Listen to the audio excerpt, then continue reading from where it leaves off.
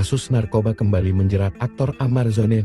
Kali ini, ia diduga mengendalikan peredaran narkoba dari balik jeruji Rutan Salemba sejak Januari tahun 2025.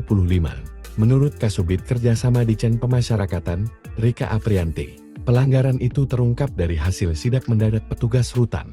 Setelah ditemukan barang bukti sabu dan tembakau sintetis, Ammar langsung dimasukkan ke sel isolasi 40 hari dan dicabut hak bebas bersyaratnya. Kepala Rutan Salemba, Wahyu Trah Utomo, menegaskan kasus ini sudah dilimpahkan ke Polsek Cempaka Putih dan kini ditangani Kejari Jakarta Pusat. Hasil penyidikan menyebut Ammar berperan sebagai gudang penyimpan narkoba yang kemudian didistribusikan ke 5 tahanan lain lewat aplikasi pesan sange.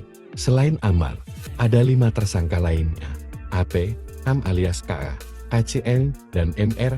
Mereka dijerat narkotika dengan ancaman hukuman hingga 20 tahun penjara.